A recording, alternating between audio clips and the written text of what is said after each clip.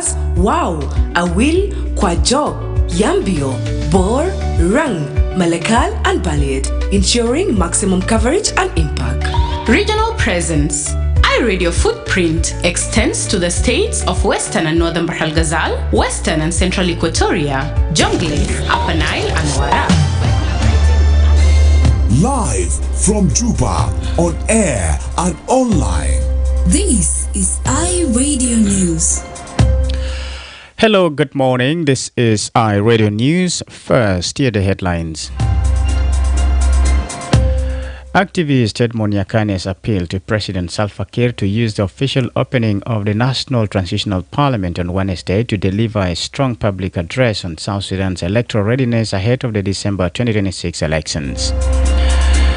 Community and religious leaders in Tambra County have welcomed the Western Equatoria Acting State Governor's decision to temporarily relocate his office to the area amid insecurity, displacement, and humanitarian suffering.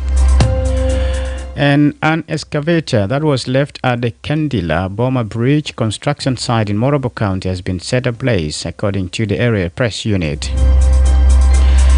This is stories and more coming to you in this news bulletin with me, Lasuba Memo, and now the news in detail. Activist Edmond Yakane has appealed to President Salva Kiir to use the official opening of the National Transitional Parliament on Wednesday to deliver a strong public address on South Sudan's electoral readiness ahead of the December 2026 elections. The opening date was confirmed by the August House spokesperson Oliver Mori Benjamin days ago. Yakane expressed deep concern over the lack of timely action by key government institutions in implementing the president's directives related to election preparedness. He called for the urgent disbursement of funds to the National Elections Commission to facilitate the timely organization of the upcoming polls. Stressing the need for a coordinated national approach, Yakane emphasized the importance of a clear security and protection plan for electoral institutions, officials, candidates, and voters throughout the electoral process. He further called for the guarantee of unrestricted civic and political freedoms that will enable all political actors and citizens to participate freely and fairly. He urged the government to make critical decisions on the interlinkages between elections, the permanent constitution, the national population census, and the creation of new geographical constituencies, particularly in light of the goal to establish a 332-seat parliament. Due to ongoing internal displacement, Yakane recommended the reuse of the 2010 constituency boundaries to preserve representation and ensure that no community is disenfranchised.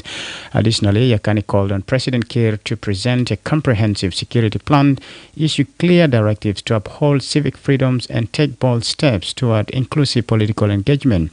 As a gesture of goodwill and commitment to democratic principles, Yakane advocates for the release of political detainees, possibly including the first vice president. He also recommended consolidating all pending electoral frameworks and legal provisions to streamline the process and ensure inclusive participation from all stakeholders. With less than 18 months remaining until South Sudan's scheduled elections, civil society leaders are urging decisive leadership and institutional readiness to deliver credible, inclusive, and peaceful polls. An excavator that was left at the Kendila Boma Bridge construction site in Morobo County has been set ablaze, according to the area press unit. No group has officially claimed responsibility for the action, but the area has experienced intermittent rebel activities in recent months. The heavy construction equipment abandoned at the site since fighting intensified 2 months ago was reportedly torched late on Thursday evening. The construction work on the Kendila Boma Bridge was suspended in May after escalating clashes between government and opposition forces forced contractors and engineers to evacuate the area for their safety. Since then, machinery and building materials have remained unguarded at the deserted site. However, Morobo County Commissioner Charles Databulen condemned the incident, calling it a serious setback to both infrastructure development and ongoing peace efforts in the area. The county official said the bridge project is intended to serve people by improving access and connectivity, and destroying such vital infrastructure only deepens the suffering of civilians.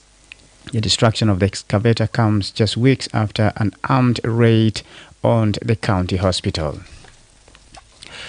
Community and religious leaders in Tambra County have welcomed Western Equatoria acting governor decisions to temporarily relocate his office to the area amid insecurity, displacement, and humanitarian suffering.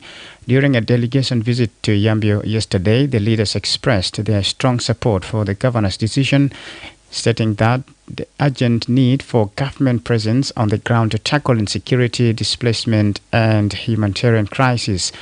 Acting Paramount Chief Thomas Bandaisa praised the decision, stating that the governor's physical presence in Tambra could promote dialogue and peace building.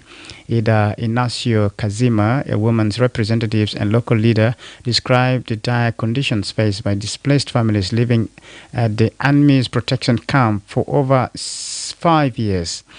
Bishop Gesese Males Aliminio of the Episcopal Church in Tambra said the governor's relocation could pave the way for joint religious and government efforts towards reconciliation.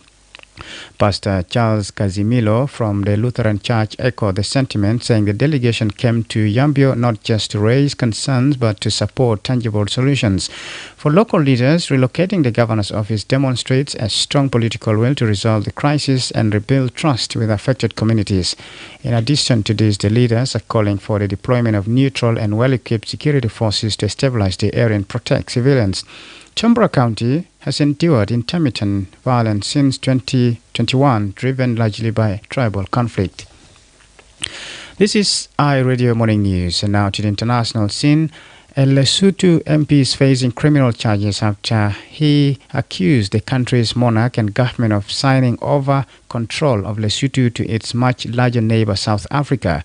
Dr. Seppo Lipholo also faces charges of violating the dignity and reputation of the royal family by declaring himself the chief ruler of the landlocked country. He reportedly appeared in court on Monday to apply for bail, but this was postponed to a later date this month.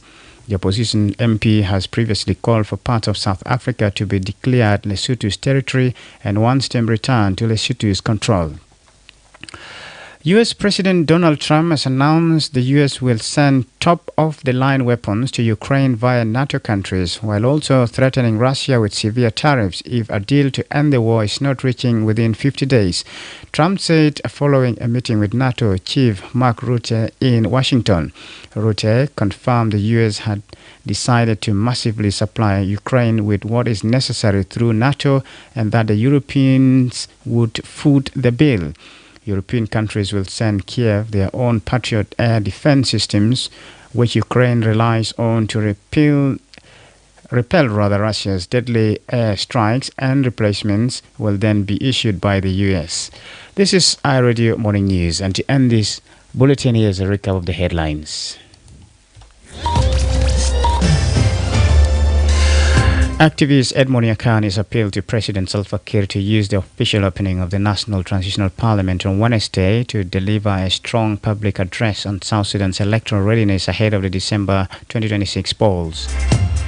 Community and religious leaders in Tambra County have welcomed Western Equatoria acting governor's decision to temporarily relocate his office to the area amid insecurity, displacement, and humanitarian suffering. And an excavator that was left at the Kendila Bomber Bridge construction site in Morobo County has been set ablaze, according to the area press unit. That's the end of iRadio Morning News. If there is a story or an event you'd like iRadio to cover or report about, please send us a text message at +21 925 287 870. It's also a WhatsApp number. Follow us on X at iRadio Juba, like our Facebook page iRadio. Subscribe to our YouTube channel at iRadio South Sudan. You can also visit our website and listen to us online at www.iradio.org. Stay tuned for the news in Arabic at 8 o'clock. I'm Lasuba Memo. Thanks for listening.